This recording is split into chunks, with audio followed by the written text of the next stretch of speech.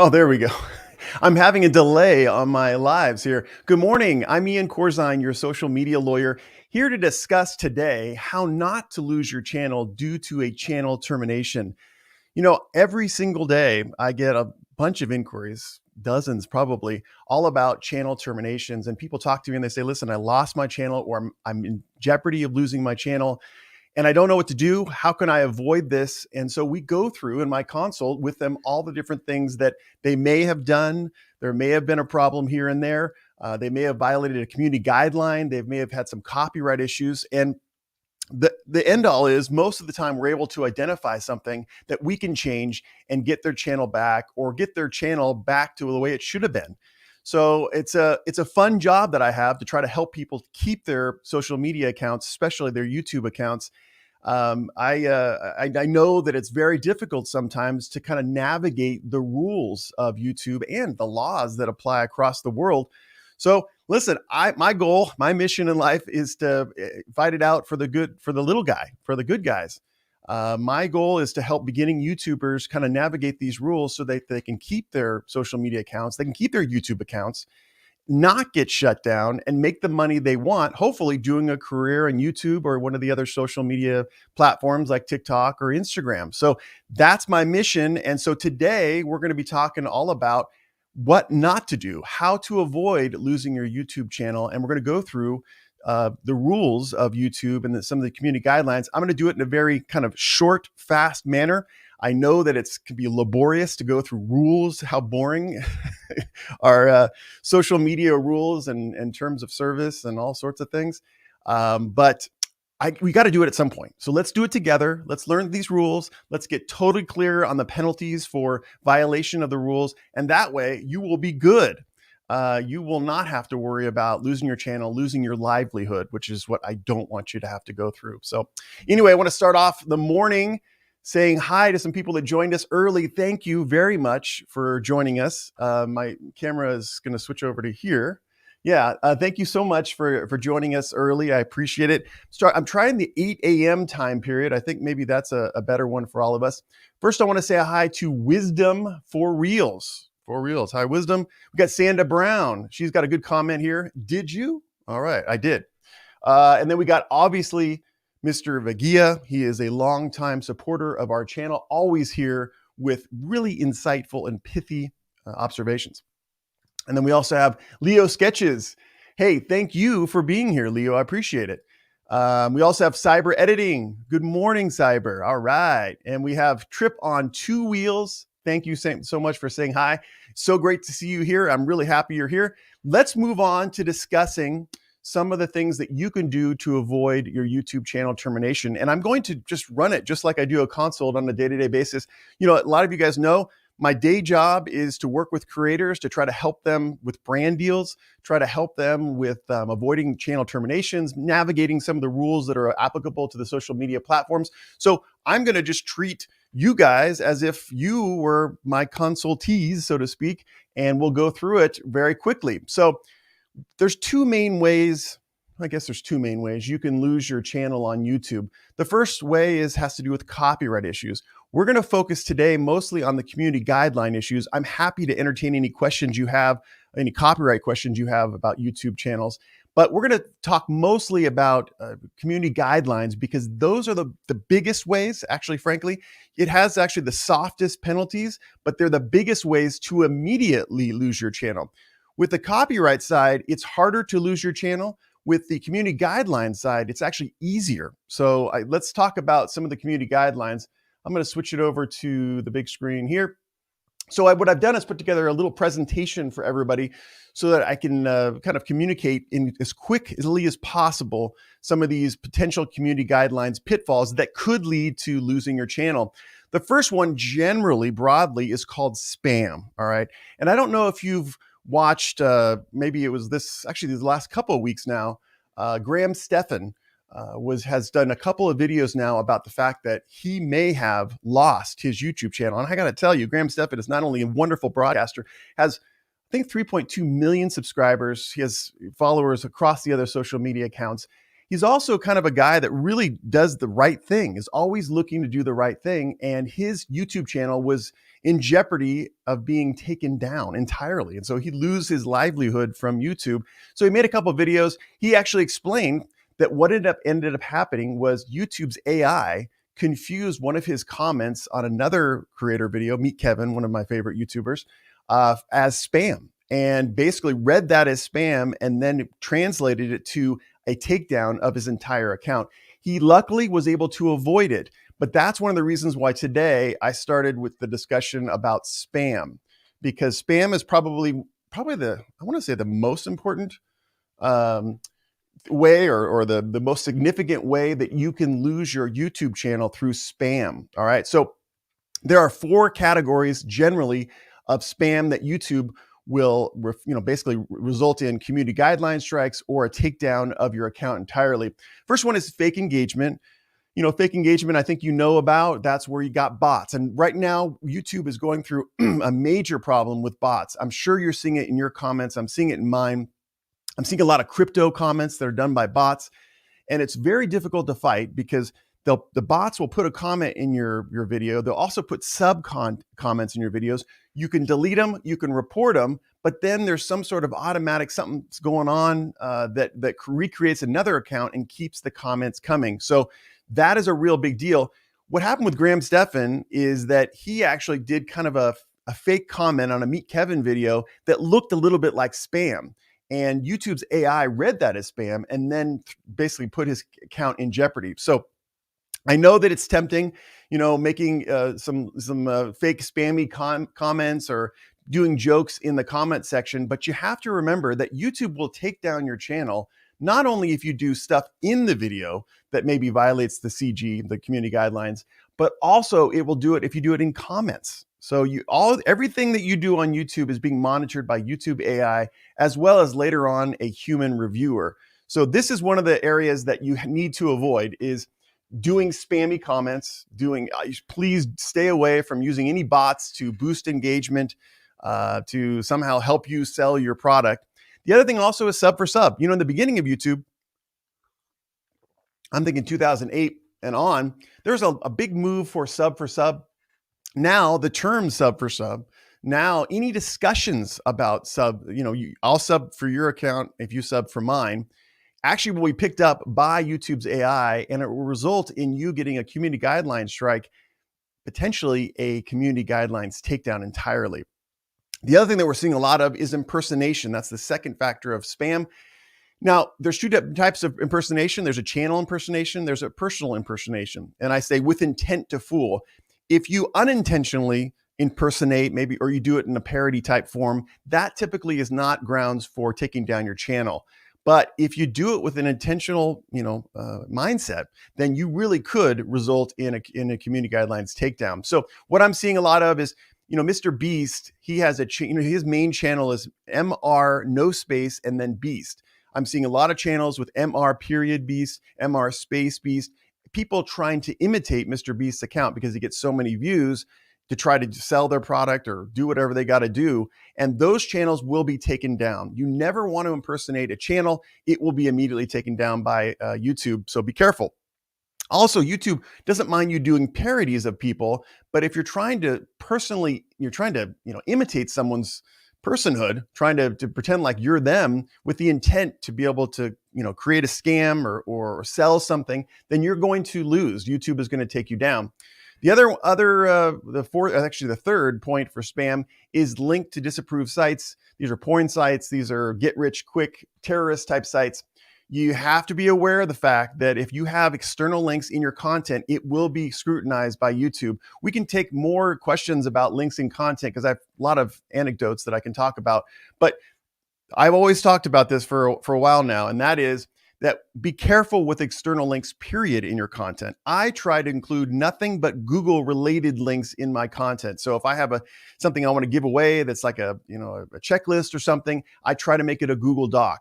If I want to express a point further, I either do another video on it or I link to another YouTube video.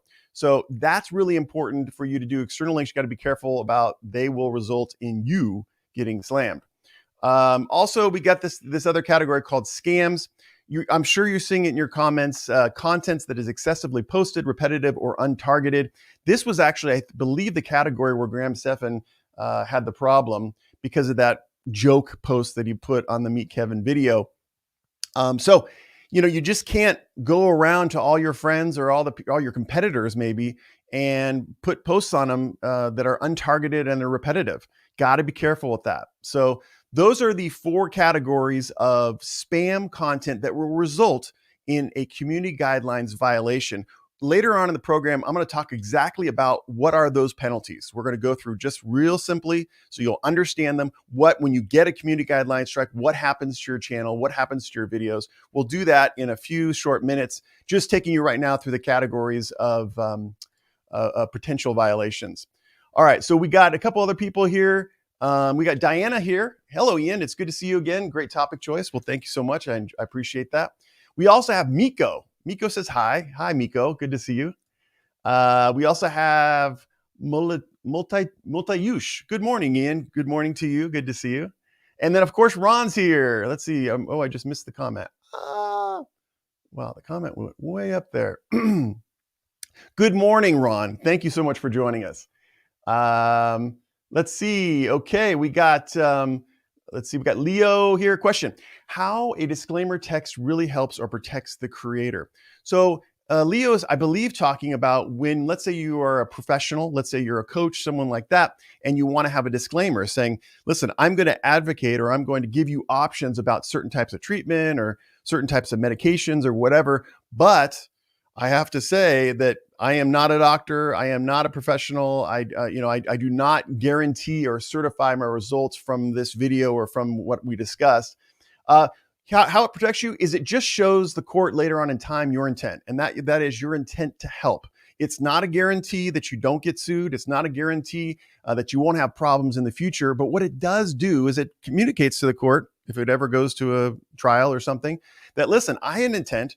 I certified, they understood when they watched this video that I didn't guarantee any results. So I always advocate disclaimers in your videos. If you're giving suggestions, recommendations, or talking about new products, look in my YouTube videos, go to my YouTube channel. Now you'll see tons of disclaimers in every single description section. So if you guys need help with disclaimers, not only do I have them on my website, iancorzine.com, but you could always reach out to me at info@iancorzine, my business email, and we could provide you with anything we have to help you get the right disclaimer. A lot of times it's as simple as finding someone that you really you follow and getting the disclaimer from that person and having it custom drafted for your unique application. So highly recommend, highly advise disclaimers in your videos. And frankly, if you have anything to do with services or products in your videos, a disclaimer is warranted in each and every single description section or post on Instagram or YouTube or TikTok or whatever. We have Al here. Hello, joining from the Philippines. Thank you so much for joining. I'm sure it's probably late there right now. Thank you so much for staying up late. DSLR Dave. Hey, Ian, good to see you live. Good to see you too, Dave. I love your work for our channel. Thank you so much for everything you've done. I appreciate it. Dave is one of my team members, helps me out with lots of different graphic issues and thumbnails. Thank you, Dave, for being here. If you need Dave, you have some graphic design inquiries, please contact DSLR Dave. We got L Metal Rucker. Cheers from Mexico. Great to see you. Welcome. I wonder tell me if you have a chance where in Mexico you are from. I'd love to hear about that. Then we can say one more here. It says, Melchizedek Nimrod Gaming. Is this real or fake? I think that Nimrod Gaming is referring to our current reality. Is our current reality on this world real or fake? The answer to the question is, I have no idea. I wish I did. I feel sometimes like it is fake and we're living in a simulation, but I don't know. And I think it's a great question. Now we're going to move back to some of the things. Let's see if I can change the slide here. Oh yeah, sometimes the slide is hard to move. Okay. We're going to move over to our next category for things you can avoid to stop a YouTube channel termination. YouTube channel terminated. Let's stop that. I don't want you to lose your YouTube channel. So let's go over some of the things you can avoid doing and you won't lose your channel. The second main category for losing your channel or having a community guideline strike is danger, what I call danger. And then there's 5 categories of this. We got harassment, harmful content, hate speech, violence, and then COVID, which is a recently added a portion of the community guidelines. Probably me just saying that or me having this in the slide is going to get me a warning card on my video. So, these are things that you probably know and you probably would not do, but it's good to know in case you get in a problem. So harassment, name calling, or malicious insults of a protected class, race, creed, religion, whatever, sexual orientation. If you do name calling, if you make harassment and insults of these different classes in your YouTube videos, it's going to be taken down. Now, there's 2 categories of punishment for community guidelines violations. First one is the strike system, and I'm going to go through that about what you lose if you get a strike. The second is severe violation, and that results in a complete takedown of your channel. Most of my inquiries when I deal with consults of creators on YouTube have to do with the severe violations. Most of the time, they're coming to me not because they got 1 community guideline strike or 2 community guideline strikes. It's because their channel was taken down. And so what we do is we fight with YouTube, we fight with the various parties involved, and we get those channels put back up. So this is an area where you'll see if there is harassment or name calling of a protected class, this usually constitutes a serious violation and a whole channel is taken down. So don't do that. Let's see. We have the second is harmful. The other thing that we don't see very often, but YouTube will take your channel down for if you do a challenge or a prank that's super dangerous, someone gets hurt, involves fire or weapons, things like that, you will get a community guideline strike. Have seen that, but not very often.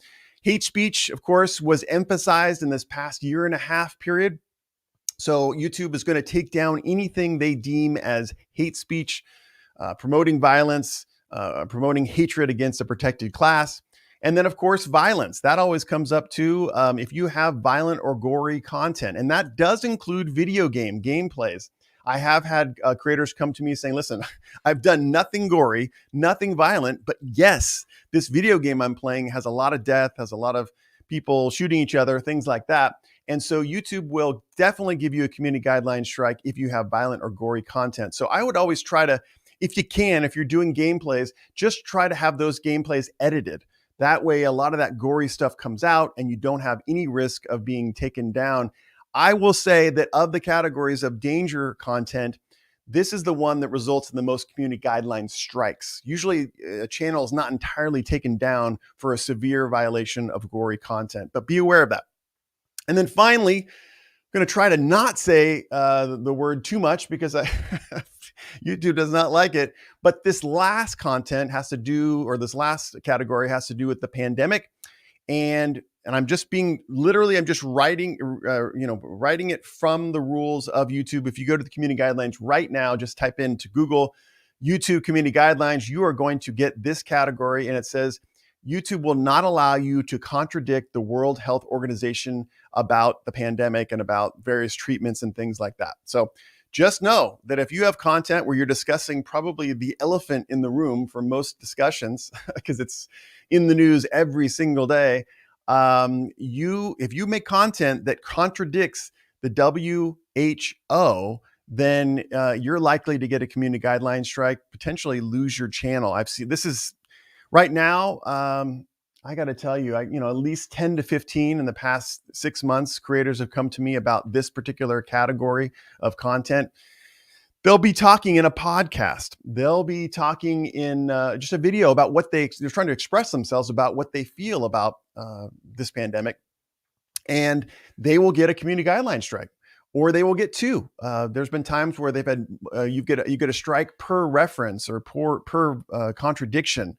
So guys, I know it's crazy to say this because it's probably on our minds foremostly throughout the day, but just understand that if you're making that kind of content, that you're liable to lose your channel. I know it's scary. It's kind of the real thing. I'm going to get to some comments right now. We got Anthony Goodley saying, listening while playing Cold War. Awesome. I'm glad to hear that. That's another way to consume this content. A lot of times what I do is, go off on rules and stuff, and it's kind of boring. So just listen to it. That'd be great. We got Alyssa. She's got a comment here. I want to put this on. My YouTube channel was terminated by mistake for something that it wasn't. Harassment. Wow. That's something I hear a lot about. Let us know about what the situation was in the comments. I'd love to talk about it in more detail. I will tell you this, YouTube surprisingly allows harassment on the platform. They allow it. It's crazy. They outlaw it and they also allow it. With respect to leaders, they allow you to harass world leaders, people that are high profile. That is okay. But whenever it's a private person or it's a protected class, then harassment is not okay. And what is very difficult for people who are victims of harassment takedowns is that it's really YouTube AI that's the first level of the violation. In other words, the YouTube AI finds these violations, and then it goes up to a human reviewer. And what's so difficult about that is that harassment can be very subjective. It can involve very specific wording, tone, and a lot of the YouTube AI cannot pick that up. So I'm distressed that you had this problem, and I think a lot of creators are feeling the same way. There's got to be some more human involvement in review of copyright strikes, in review of community guideline strikes. We need more YouTube employees. They're making tons and tons of money. We need your help we need your human employees to review some of these issues that come up, because it's not fair. It's not fair for you to think you're doing something that's cutting edge, that's a topic of the day, and then the next day wake up and see your YouTube channel terminated and your ability to make any money for your family gone. So it's not fair. So yeah, Alyssa, I'm sorry about that. Let me know what exactly happened in the comments as we go forward. We got new Nico. I like that. N. My comments are constantly blocked for suggesting facts that always get a reaction from the channel watchers and curator, but YouTube, I can only assume, has a problem with what I'm saying. Well, Nico, I hear it. Let me know what kind of comments you're putting. It does say comments are constantly blocked. Are those harassing comments? Are those comments about the pandemic? If they are, then I'm not surprised.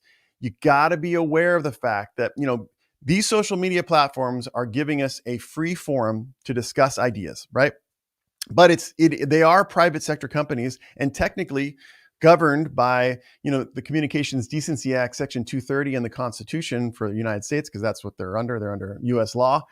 And so as a result, they do have a right to moderate their content, as I said in the video earlier this week. But at the same time, I think they have a responsibility in this world to make it a better world and let ideas be freely expressed. So, Nico, I would love to learn about what the comments are that you're putting. What are the comments that are getting you in trouble with YouTube? I'd love to hear that. We also got Miko here saying, "Good evening, sir." Good evening, Miko. Good to see you.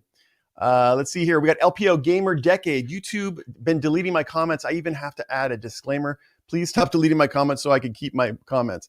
That's very funny. And I don't mean it funny like I'm laughing at the situation. I mean it. That's just odd, Where are you putting the disclaimer? Are you putting it in the comments themselves? Are you putting it in the description section of your videos? I don't know if YouTube's going to honor that. I do see a lot of comments being deleted. They're getting much more stringent on that. And I have to warn you all that comments now are being read even better than video content. In the beginning, we used to think that YouTube AI was mostly looking at videos that we made, reading transcripts, that kind of thing, and then making their decisions about content thereafter. But we're also seeing that YouTube is spending a lot of time on comments. I made a video way back when where I discussed the fact that maybe comments will go away someday. And I still am not retreating from that opinion. I think at some point they probably will.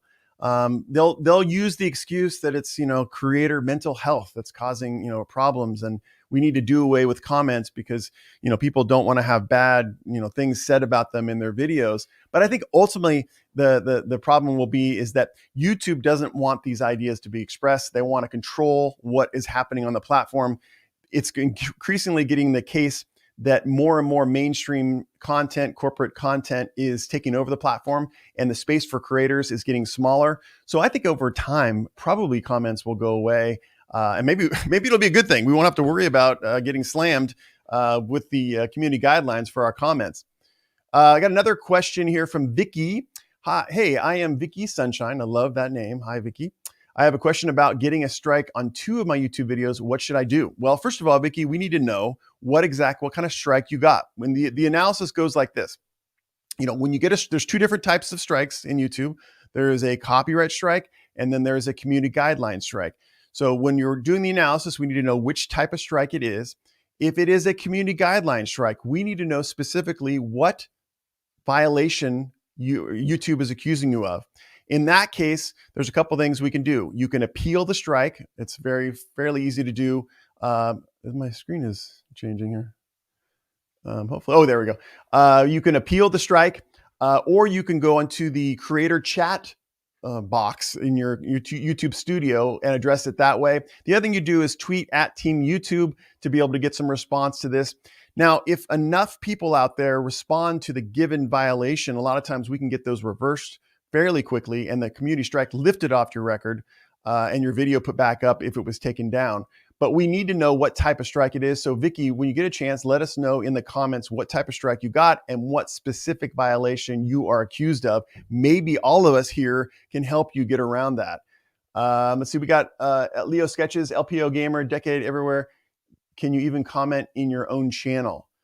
Well, I mean, just to respond to this briefly, of course you can comment in your own channel, and your comments in your own channel result in potential violations of community guidelines.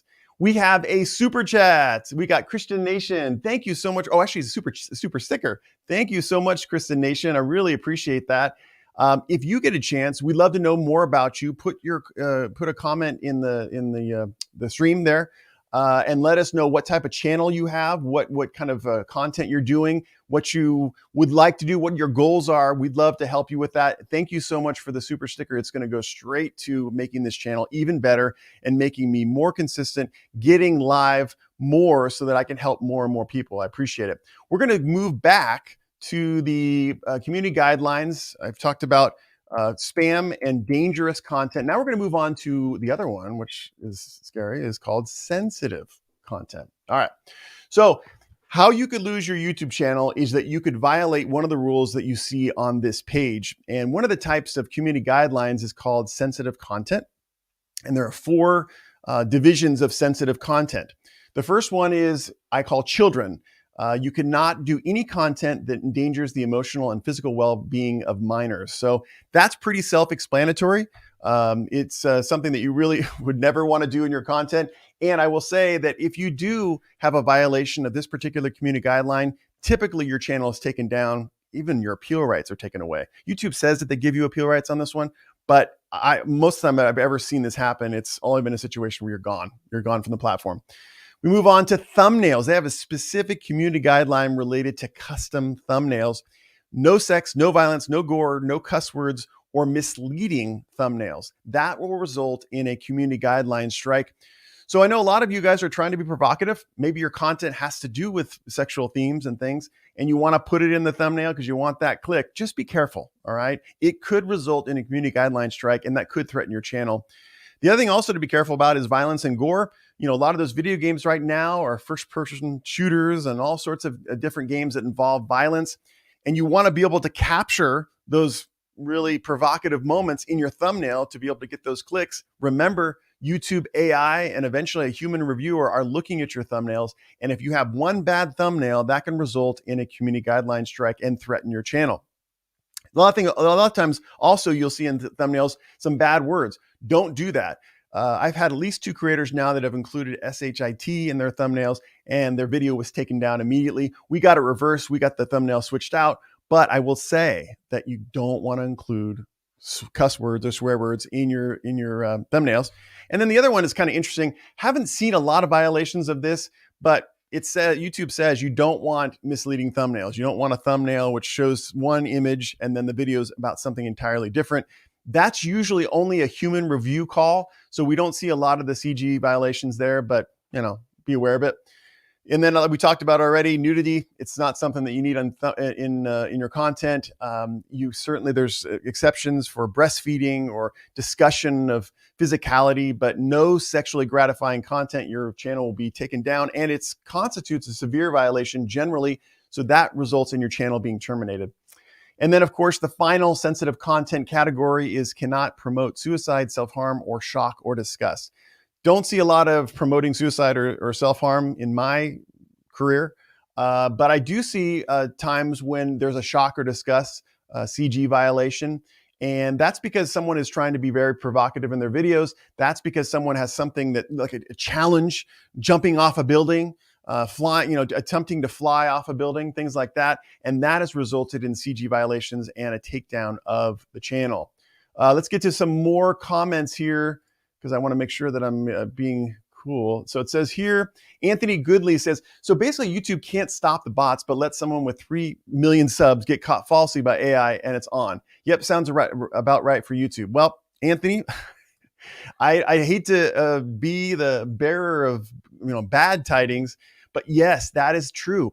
It just shows to you, this Graham Stephan issue just brings to the forefront the fact that YouTube doesn't really know what's going on its platform. I mean, Graham Stephan, I don't know how much money he's pulling down for YouTube, but I got to tell you, it's got to be a lot, right? And because of that revenue share. And if they're threatening to take down his channel because of one comment that, maybe not the best joke in the world, but certainly, my goodness, it's not that big a deal. And I encourage you, I'll put a link in the description to Graham's video. Actually, it's both his videos about it, so you can analyze it yourself. I think you're going to trip out when you actually watch the video. But regardless, because of the fact that one hiccup can result in a potential taking down of a 3.2 million subscriber channel, making a lot of money for YouTube, just shows that they really don't know what's going on. So please understand also the hugeness of YouTube, in the sense that they can let a 3.2 million sub channel go. So when it comes to our content, when we're complaining to YouTube, when they're doing something wrong, just realize that they're not looking down. They don't care. To say it, they really don't care. So I know. I agree with you, Anthony. It's difficult. Kevin Hawthorne says, good morning. Good morning, Kevin. Thank you so much for joining us on our live stream. I've seen you before, and I'm so glad you're here. We got a comment here from L Metal Rucker. Last week, my channel was terminated without warning. Thankfully, the problem was solved fast. I am so thankful. That's awesome, L Metal. It seems it was due to something the algorithm thought was spam. The key is, I got a little bit of a cliffhanger here. The key is, what I learned is that when you appeal, the key is to do it in the most amicable, friendly way, saying that you are the best disposition to solve any problem, delete whatever caused the problem, I'm sure he said. Okay, so L Metal, I absolutely love what you said in this comment. That is exactly right. I never advocate laying down or bending over for something that you have principles around. Absolutely not. You need to stand up for yourself. You need to stand up for your right to free speech. You need to stand up to your right to freely express yourself. But I will say that, we're on borrowed time with a lot of the social media platforms. One of the upshots of Graham Stephan's video, one of the things he said he learned, was that you got to diversify. At any given moment, Graham Stephan, one of the biggest earners for YouTube, can be threatened and his channel taken down. That tells you that we're on unstable ground. So I would always recommend, and I know this is part and parcel of Roberto Blake's advisement to the creators, is to be platform agnostic, to diversify, keep yourself active on the different platforms. Because even you, maybe you think you're bulletproof and you have a 10 million subscriber channel, even you can be taken down, in which case that could result in your financial ruin. So yes, when it comes to doing the appeal system, I don't know that you have to be excessively polite, or you have to be, groveling to YouTube. Something on my microphone there. But what I do think is you need to be humble, and you need to have some context. And that is that you are able to use this platform for free. You're able to make some money off this platform to be able to have an independent life. And so you need to value that and understand that you're playing in someone else's playground. So you've got to have some manners. And if you don't like the manners or the requirements in this playground, you can leave. So I like the advisement. Again, don't bow down. stand up for your rights. But when you're in a situation where you're in a private playground, a private sector platform, understand that you probably got to abide by their rules. Otherwise, you got to leave. So I like that. That's a really, really good comment. Thank you so much for bringing that to our attention. Let's see here. We got some more. This is the hard part about StreamYard in general, is that the comments come in, and I'm so sorry that I'm remiss for missing some of them. Make sure. Okay. Okay, we got another question from Leo Sketches. Can I still invite people to check out my channel in other channels? Oh, we're talking about sub for sub. Yes, you still can invite people to check out your other channels, but I have to say, never use the word sub. Certainly never use the phrase sub for sub. Say, listen, if you'd like more information on, go to check out my latest video here. I think those are acceptable, but really, really get clear that the quid pro quo situation will be picked up by YouTube and you'll get slammed. I don't want that to happen. All right, let's see. We're going to get some more. Oh, we got another friend here from Uncut Africa watching the Ghana, West Africa. Well, thank you so much for joining us, Uncut. Oh, yeah, and then we got another question from Anthony. So what we can't talk about the pandemic now? No, you can. You just can't contradict the World Health Organization. Sorry, I don't have any more to say on that because it's so sensitive. I'm probably going to get a card on this particular live stream right now, maybe demonetized because I'm even saying what I've said. But yeah, no, you can talk about the pandemic. You just can't contradict what the WHO says. So there you go. Well, I am so happy that Alyssa didn't get a community guideline strike. That's good. And then we have another call from Anthony. Bye freedom of speech. Yeah, I made a video about it this week. It's tough. All right, so we got another question from Seagar. How can I post music covers without getting red flagged and removed? Hi, Seagar. Good question. This moves into the copyright portion of YouTube's terms. And so how you can do music covers is the following. One is, I think that I would stress to get permission from the original artist if at all possible. So if it's a song that's a local artist that you can actually contact, maybe even pay some money to get a license to use, do that. Some of the services on YouTube, you can search on Google, you can find some licensing services that allow you to be able to make covers of various, even famous artists' songs. So that's the first step. Second step is to work on the instrumentation. You know, a lot of times I think that cover artists want to make it sound like the original, Drake song. I always bring up Drake as an example, but Journey song, whatever, the Eagles song. And I think that you got to change up your instrumentation, because if you have similar instrumentation as the original, YouTube's AI will pick that up and they will flag and they will demonetize and or not allow you to upload or take it down. So that's the second step. Totally change the instrumentation. The third step is to actually make a test video. All right.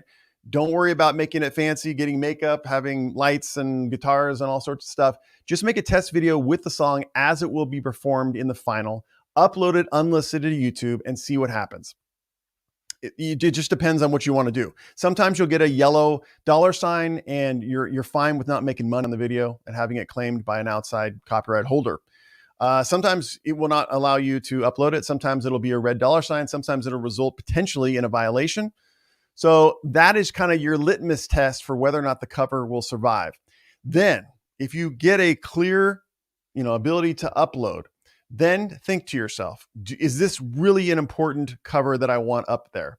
Because what happening is, even if YouTube and they're checking on the upload doesn't highlight the video or red flag the video, you could still get a community guideline strike or a copyright strike later on in time. So you only want to upload videos that you legitimately think will add some value to people's lives, some entertainment value, maybe get you more gigs out there. It's really, really important to you. And if that's the case, then make the final video and upload it to YouTube and you shouldn't have a problem. That's this method for getting covers on YouTube right now. It used to be different. You used to be able to look at the library and see if covers were allowed. These days, they just want you to upload it and check. And even then, you're not guaranteed. So got to be careful. Here we got Maria Anderson. YouTube even sees CO and then 2 asterisks D word in your videos? Yes, Marina, yes. It sees that I put together a spreadsheet on Google Sheets, or no, actually it's a Google Slides, and it will read the words that are in my video. Yes. Answer is yes. Reads all thumbnails, reads these words as I'm speaking them. And so, yes, that's where we're at in today's in today's world. Let's get back to some more rules, because I definitely want to get to penalties. I think it's one of the most important parts. So I'm going to shift over to this screen. Oh, actually, you know what? That's it. That's it. All right, cool. So we went over the 3 different categories. Let's put this on here. Sorry, I'm not the best when it comes to this. So I went over the 3 different categories for community guidelines rule violations. All right, we got spam, right? Fake engagement, impersonation of links in content, scams. We can talk about each of these categories individually on the broadcast or later on, maybe next week. But again, I will just kind of recap. No bots, don't do sub for sub, never try to impersonate unless it's a parody. I would avoid links, external links to your content, period. I would just try to focus on Google links, YouTube links. And then of course you can't do what Graham Stephan allegedly did and have excessively posted repetitive or untargeted comments or any information. Then we got dangerous content. We talked about it. Generally, harassment of a protected class is not allowed. Hate speech is not allowed. And then discussion of the pandemic that contradicts the WHO is not allowed. Then we move on to sensitive content. I think these ones are pretty self-explanatory. These 4 categories of sensitive content are not allowed. Now we move on to the penalty phase here. All right, so let's put this on here. So if YouTube has determined that you have violated any of those 3 main categories of community guidelines, it will result in a penalty to you. Good thing about community guidelines strikes as opposed to copyright strikes, when it comes to copyright, 3 strikes and you're out. That's 4.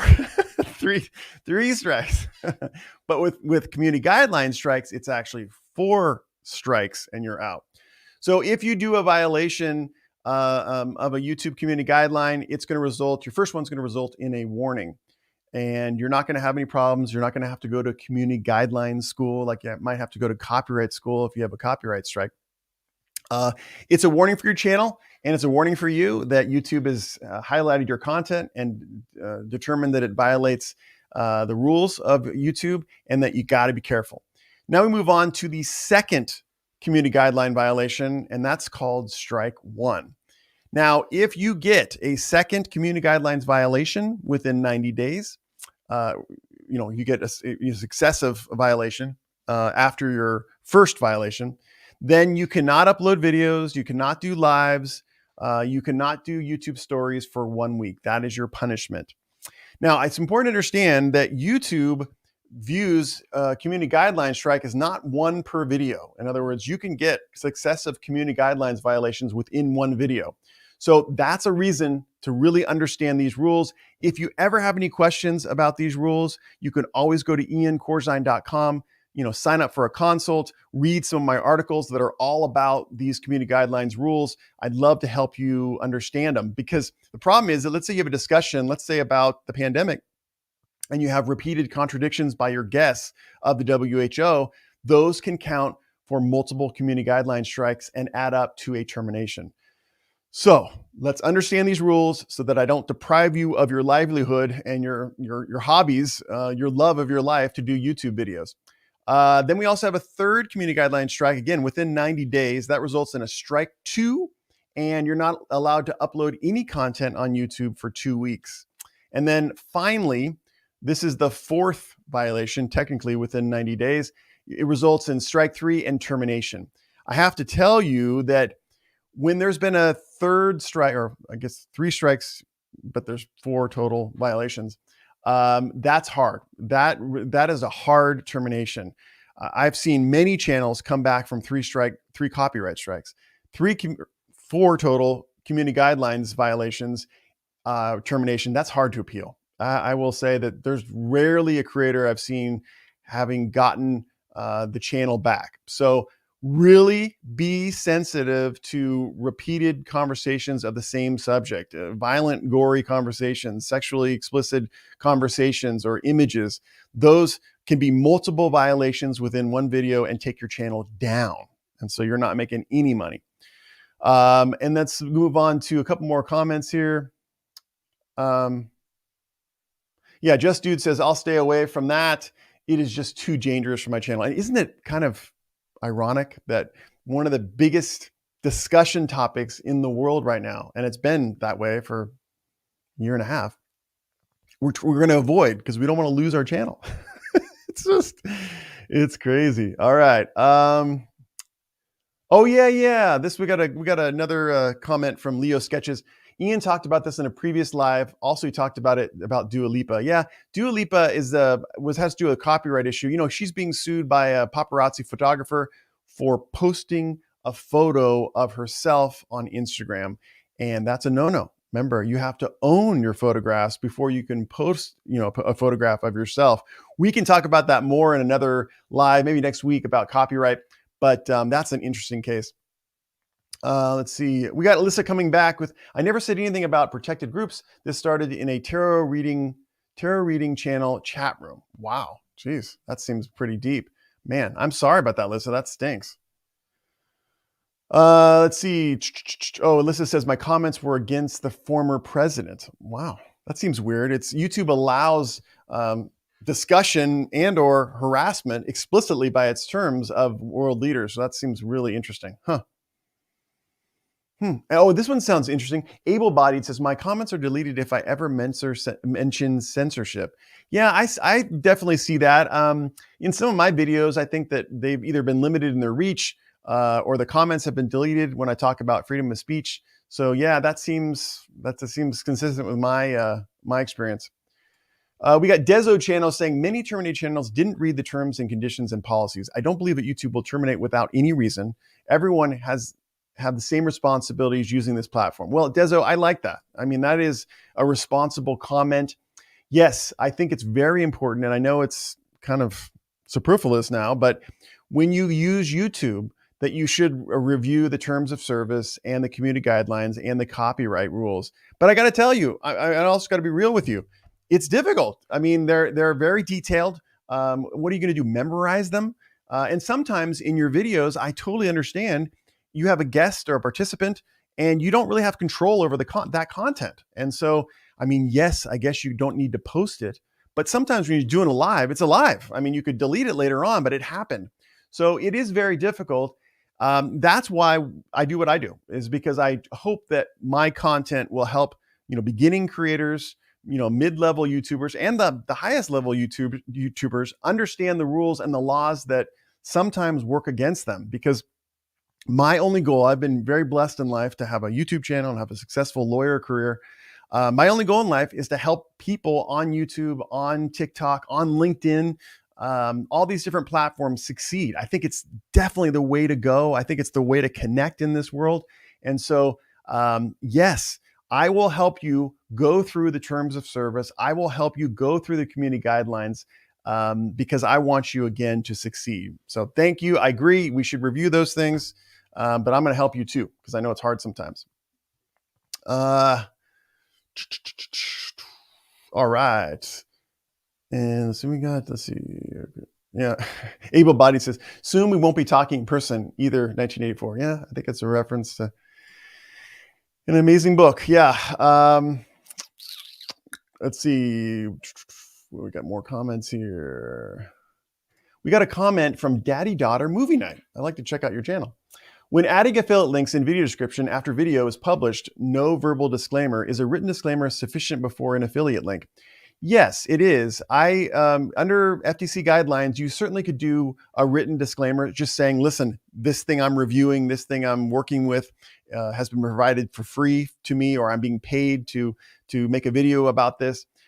I would also do a couple things. One is I would check mark in the upload the section of the video upload screen which says this is promotional content.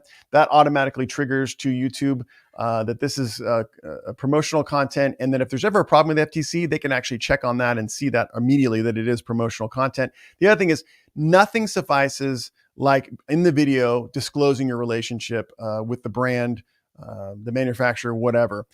for a variety of reasons. One is it protects you against FTC sanctions and fines. You just say, listen, I'm making a video about this mouse.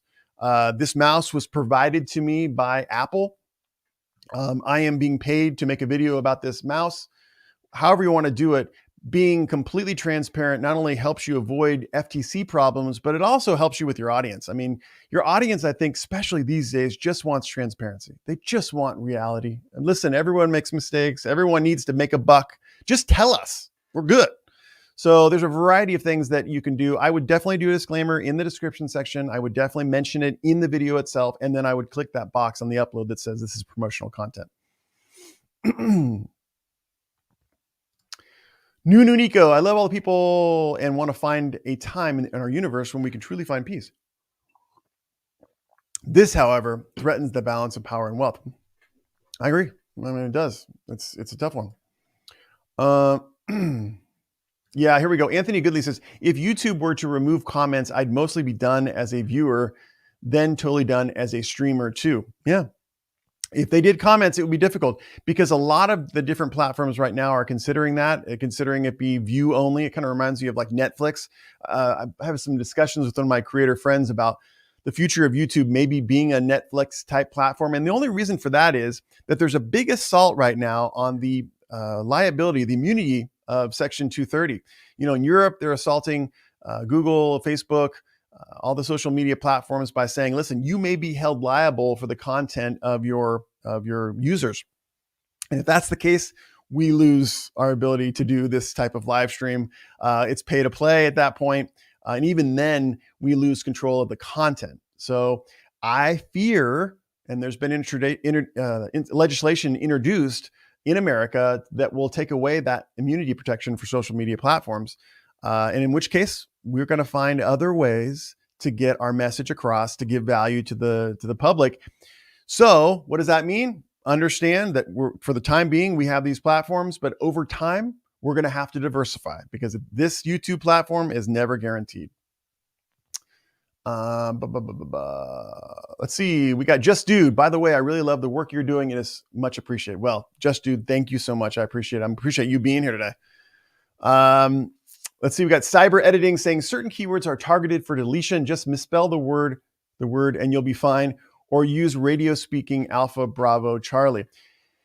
Cyber Editing, I hear you. That used to be the case, but if you watch Graham Stephan's latest video, you'll see that YouTube AI and the bots can actually see through that. We've had multiple situations that have come up to me, creators who have come to me that have said, listen, I made these type of comments and this was cited as a YouTube AI violation. So YouTube AI is amazing. It must have many, many different computers as a part of it because it will actually see through all of our attempts to try to get a message across, even if we use different characters or emojis and things like that. It learns from everybody's videos. We got Tom Nash. Tom, great to see you. Thank you so much for joining us. I love your channel. You're killing it. It says here, Exploring Israel, Ian Corzine, could my historical channel be taken down by YouTube?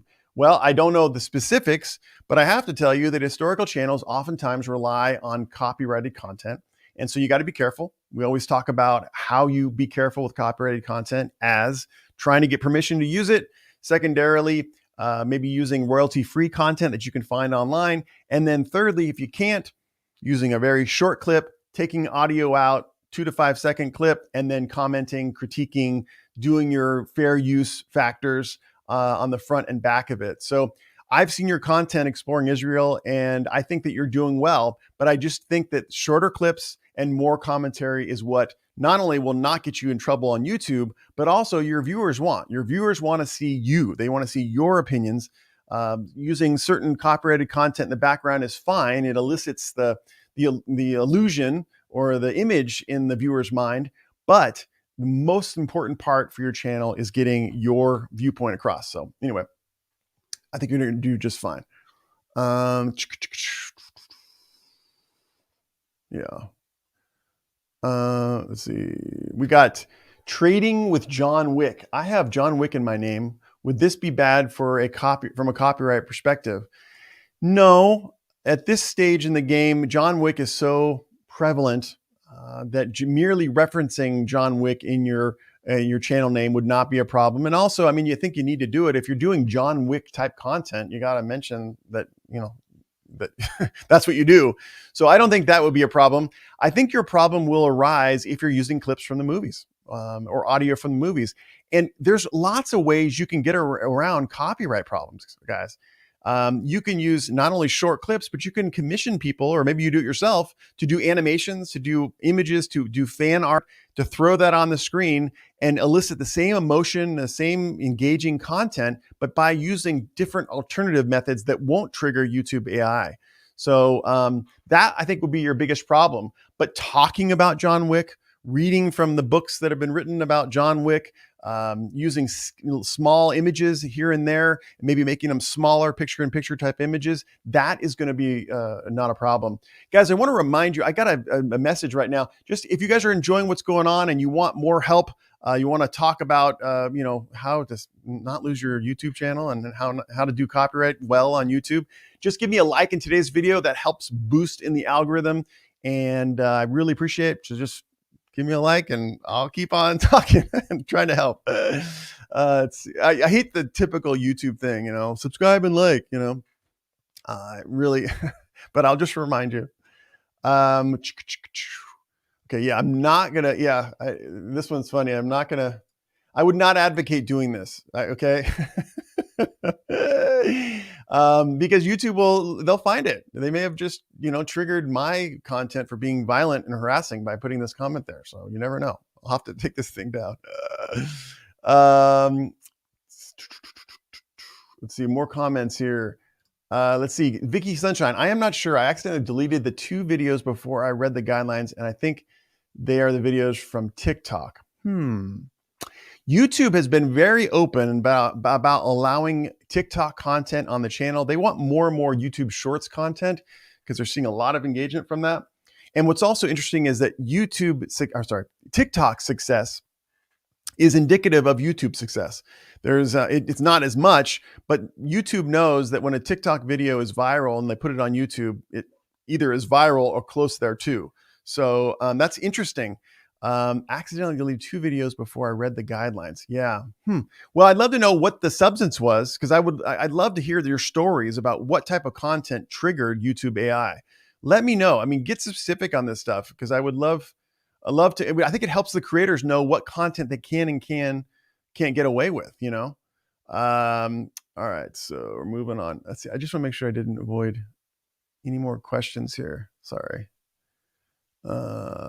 Tokyo Paul says, very helpful topic. Thanks, Tokyo. I'm happy to do that. I'll do it every single week if it helps, honestly. Alyssa says, Ian, shouldn't that be YouTube can't contradict the CDC as well? I've read comments that have flat out called the leader of the CDC blank, and he is wrong. They've included name calling. Yeah, well, I don't know, to be honest. All I know is what's written in the YouTube community guidelines, and they do not mention the CDC. They mention the WHO. Can't contradict the WHO. It's just crazy. So yeah, I don't know. I would, odds are that if you are contradicting the CDC, probably you'll have the same problem. But I've not seen it. No creators come to me on a pandemic issue that's related to the CDC. So I don't have any experience there. Thank you so much for answering the question. I literally knew here with YouTube. Wow. And subscribe to your channel. Well, thanks, Cigar. I appreciate it. This is my first live chat with your channel. Thank you for information. Well, Cigar, thank you so much for joining us. It really means a lot to me that you're here.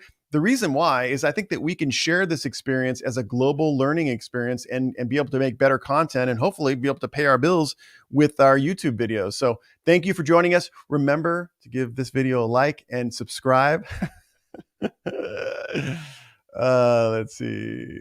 Oh, you're good. Cyber Editing says, check out Rick Beto, 2.5 million subs. He does live covers. Yep, I'm gonna check out. I have seen his channel before, and you're right. He does get away with a lot of covers. I'm sure, though, especially with 2.5 million subs, he checks it out with his YouTube representative first, and certainly does an upload as unlisted to check. So yeah.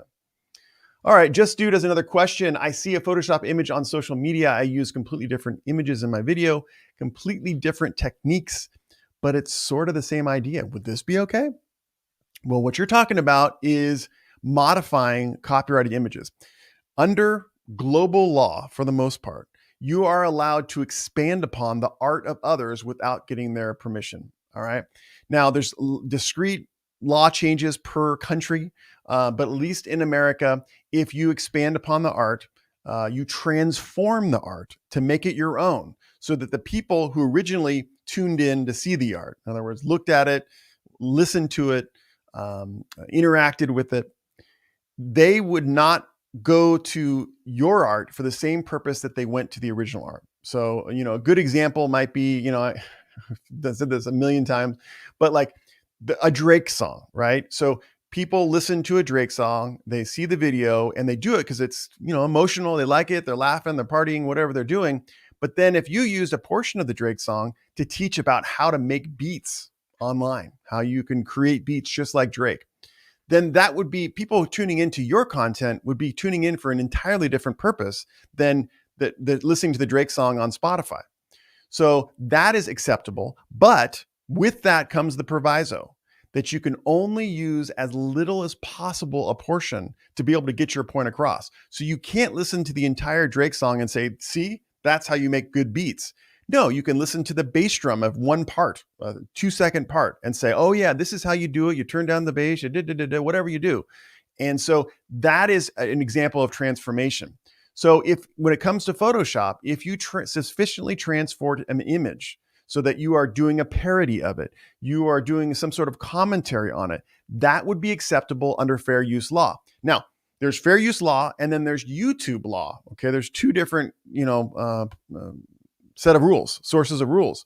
So YouTube law is generally less restrictive than outside law in some ways, and then more restrictive in others. So the answer to the question is it really depends. I'd have to see the image, but generally, if you're sufficiently transforming the image with Photoshop or whatever, that's going to be acceptable on YouTube and legally.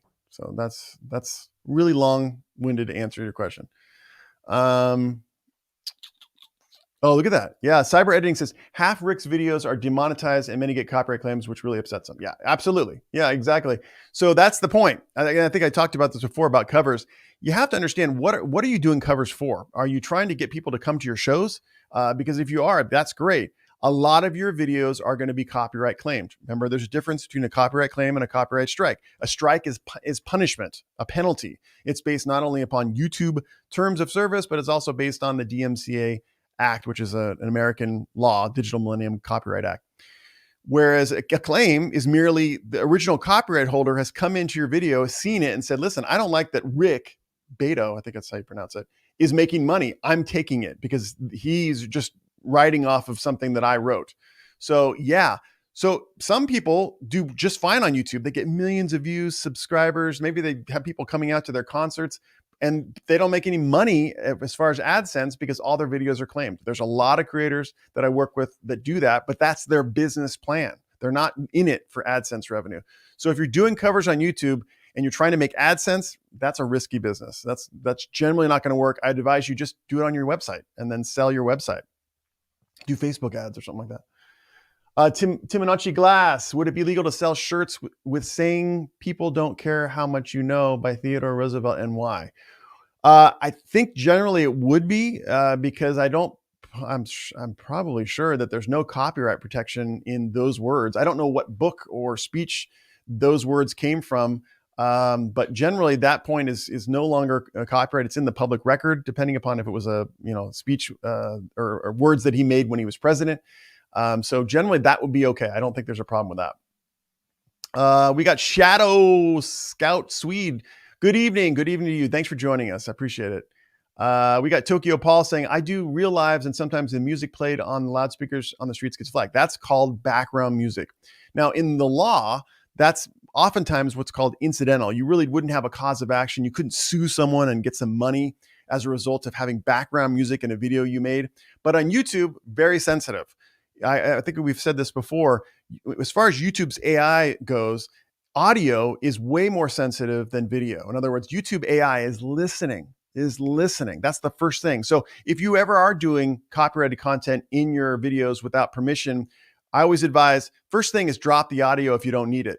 talked about the example. I made a video where there was a car skidding by, right? And it was from a famous movie. What I did, I dropped the audio, mute the audio, and then I went on epidemicsound.com and picked up a car screeching noise and threw that in the bottom of this clip. No problems. All right. So audio is super sensitive. And that's why YouTube cannot be a vlogger's best friend when you're in an outdoor setting. You'll see a lot of vloggers out there joking about they don't want to go to a park. They certainly don't go to concerts. They don't go to places where it's likely that there's background music. They try to stay away from it because YouTube will flag it. And guess what they'll do? They usually won't give you a copyright strike. They'll just claim the revenue. The copyright holder will just take it. So with some of the guys, making 200,000, a million views per video, that's a lot of money. So they really stay away from it and make sure that they use like lavalier microphones that generally don't pick up a lot of background noise. So little tricks of the business. That's what they do. Okay. And then Leo says, thank you so much. This is so helpful. Leo, thank you for joining us. Appreciate it. Yeah, this is happening. Marilyn Monroe's people will intentionally target and flag videos to troll, especially at smaller channels. Yeah, as you know, you can flag comments, you can flag videos. And we have seen in certain discrete categories of YouTube, there being a lot of people that are frustrated. And so they're reporting other people as a means to hurt them. And I've seen it. We've actually had a couple of my creators that consult with me in the comments and where they've been attacked, out and out attacked. Matter of fact, it's not just individuals, it's actual corporations. There have been instances of people that talk about one product and say how much better it is than the other product. And then the other product's manufacturer comes in and throws a copyright strike on them. And they're like, dude, there is no reason to have a copyright strike. But they use their power as a corporate entity to get that copyright strike, maybe multiple ones, to try to shut down any discussion about the other product. So it happens. It's not just individuals, it's corporations. I've seen it. We deal with it in consults every day. So be careful when you're doing your product reviews. If you want to do comparisons, you just got to be careful. And it sucks, I know, because you just want to say what's your truth. But if you want to do it on YouTube, you're going to have to be careful because, you could get slammed. So I have one guy that you'll see here a lot of times, he's not here today, who's been his YouTube channel has been taken down, I think almost twice now. So yeah, it's something to be aware of. We got another comment from Vio Musarda, the Fluffy Seal Gussus. Very interesting channel name. I like it. In a live I was in, I typed the word government in a live chat and the comment didn't go through until I changed how government was spelled, like government. Wow. Well, that could be YouTube AI, or it could be every creator has the ability to block out certain words in the comments. Now, I don't know why anyone would want to block out the word government, but that could very well be in the live. They don't want people discussing the government. I don't know. Cyber Editing says, don't mention the illness or the juice directly in the comments because not comments on all sensitive topics. Yeah, well, if it contradicts the WHO, then can't do it. Not allowed. Ron says, do you think YouTube will ever go too far and kill itself? That is a very great comment, Ron, or great question. Too big to fail comes up in my mind. Too big to fail. One of the most watched platforms in the world right now, including Netflix and all the other, things you see on your TV. Will ever go too far? I don't know if YouTube will ever go. I mean, I think at some point YouTube will kill independent creator content. I think it's a big logistical hassle. I mean, think about it. Millions and millions of creators, granted, making money for YouTube, but granted, YouTube has got to cut checks to them, and then there are problems with payments and there's all sorts of complaints and things. So over time, it may be that YouTube goes just pure mainstream, and then it's just, we just move to the other independent platforms, Telegram or Rumble or something like that. So going too far could mean a lot of different things. I think that YouTube will go too far at some point because in the sense that our independent creator content will probably disappear. But I mean, as far as the company goes, too big to fail. Leo Sketches says, I hope not. Otherwise, we'll all lose. Well, I think we will lose. But you know what? We are resilient people. I know that. We are people that will get our point across wherever we need to do it, whether it be in person whether it be on the street corner or whether it be on a different social media platform or our own website or our email list. So I know that we will get our message out. It's just that you got to remember, just like Graham Stephan learned from his video, that you got to be platform agnostic. You got to dabble in all the platforms, because you never know when a live that you're doing will trigger some problem with YouTube. And I get off this live stream today and go about my business and then look at my email and saying, listen, you are in jeopardy of losing your channel because you'd said something that contradicted another organization. So come on, do Instagram, do TikTok. I did my first TikTok last week and it got hundreds of views. That's good. Good. It's pretty stupid. We got Stephen Powell. Regarding using music for a video, can I record an original song that has different melody, words, chorus, but sounds almost like Eagles and Drake? All right, cool. Now I got to hear that song. If there's any way for you guys, for you to put a link in the chat so we know where to go to listen to a song that almost exactly like Eagles, Drake. Because even if the song itself doesn't include those two artist sounds, we would love to see an artist that can do Eagles songs and Drake songs exactly like the original. The answer to your question is yes. If it is an original song that has similar sounds, then YouTube has no problem with it. The problem that you may run into, though, is the legal problem. You've seen a lot of lawsuits. I think Katy Perry was the one that got sued for Dark Horse sounding too much like a different song that was written allegedly 2 years prior. So that's where you run into problems, is with when you're writing songs that sound similar, have the same beat, same chorus, same chord progression as popular songs. That's where you have problems, not with YouTube. If it's different in almost any way, YouTube oftentimes will not pick it up. So I don't think you're going to have a problem there. Yeah. Simone Lee says, nope, comments are the best. What would be the point then? Absolutely agree. This is a communal process. This is a conversation. This is not something that I just broadcast and you all listen to. So I totally agree. There's no point. Yeah. Kristen Nation says, and thank you, Kristen, so much for the super sticker. That means so much to me. Thank you. If I stream videos on my own site, I could support free speech. Maybe YouTube getting rid of comments can add more value to our personal brands. Maybe. I mean, I don't think so. I definitely think that you should stream to your website for sure. That is a great way to avoid some censorship, although you never know. There's recent news about the Biden administration is that they're going to be even censoring our texts. So I don't know about websites, but I would say yes, as part of your social media marketing plan, having videos that are unique to your website is huge. And we're seeing a lot of it. We're seeing it on podcasts. With the Apple podcast now, we're starting to see a lot of shows that were available free, like on Spotify or even on Apple Podcasts. They'll do like a tidbit, 5 to 10 minute part of the podcast. And they'll say, if you want to listen to the rest, you have to go to the pay platform. I know London Real did that for a period of time. I don't know if they're doing it now, but he would do an awesome interview that was available on YouTube. You're like stoked, you're listening to it, you're loving it. And then they'll say, what do you think is the meaning of life? And then they'll cut to a cut scene that'll say, if you want to know what Oprah Winfrey thinks about the meaning of life, go to our website to watch the remainder of the interview. So, excuse me. I like that technique.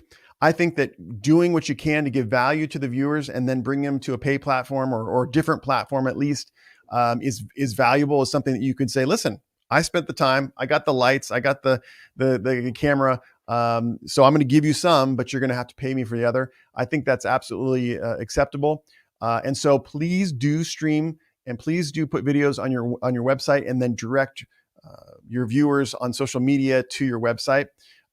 You said maybe getting rid of comments will add more value, because on your website, you certainly could have comments. So that would be great. Maybe.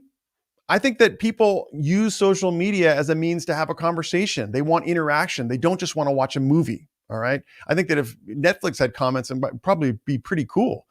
And you could just see from Amazon, if you go to Amazon, there's so many reviews of different products. People want to interact. So you're right. If they did away with comments, it would be very difficult. It would kill YouTube in a lot of ways.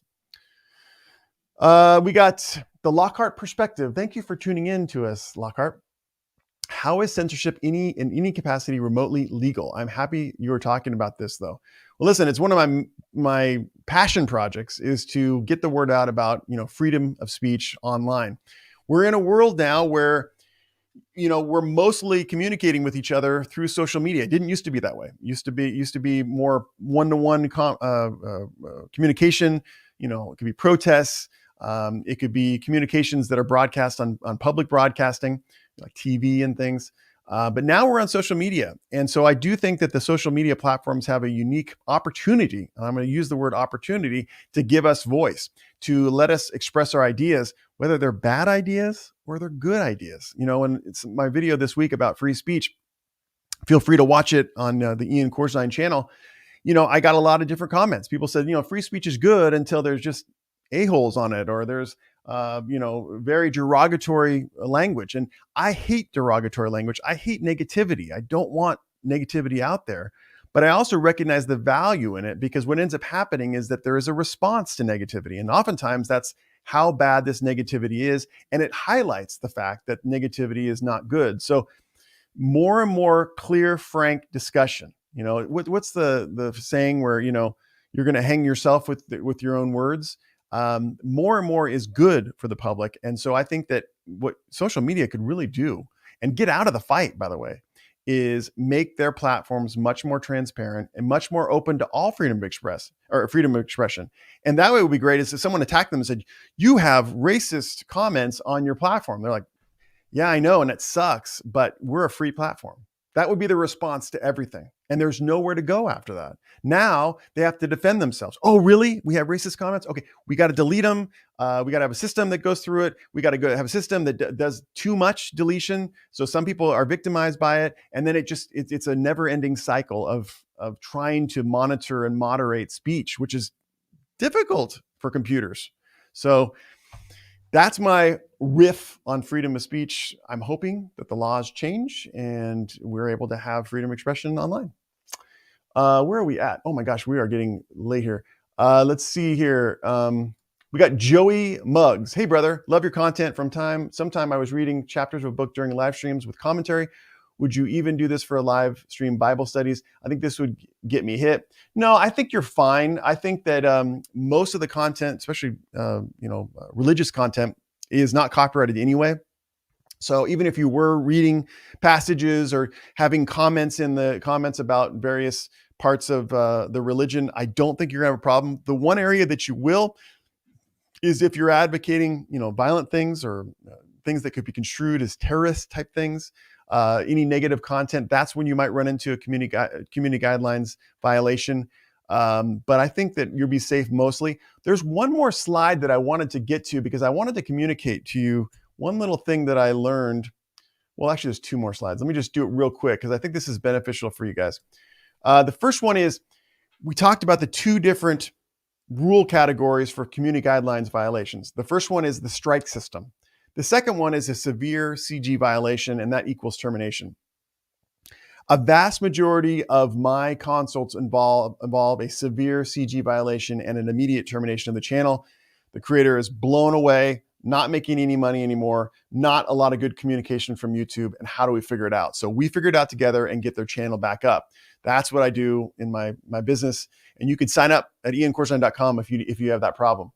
But those are the two things. So remember that, I talk about strikes and you get a warning and all these things, but the bottom line is a lot of those violations are determined severe, and that's an immediate termination of your channel. So please be aware of those two different things, two different systems of adjudication on YouTube.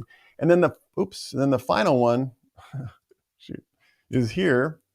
And this one is age restricting content. There's two ways that you can get your videos restricted. And the first way is that YouTube does it.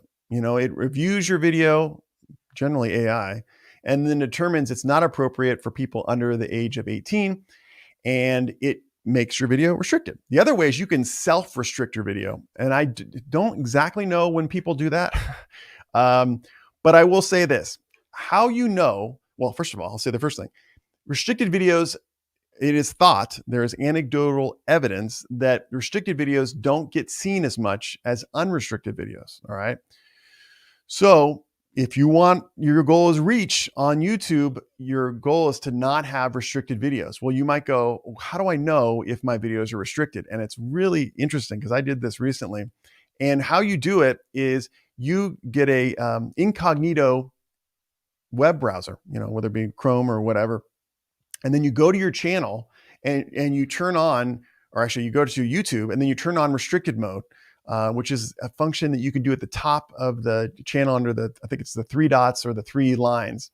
And then you go to your channel and then you see what videos pop up. Now, you're not going to see you're not going to see like boxes necessarily, but if you go to the playlist of your channel, you'll see certain videos that are blacked out. Those are restricted videos. And you may want to do something about it. One is you can actually appeal the restricted nature of that video. You can go to a link on YouTube, just type in appeal restricted mode on Google and you'll be able to find it. So you can appeal it to get it reversed so that it's unrestricted, or you can take another thing. You can edit the video, you can take it down, whatever.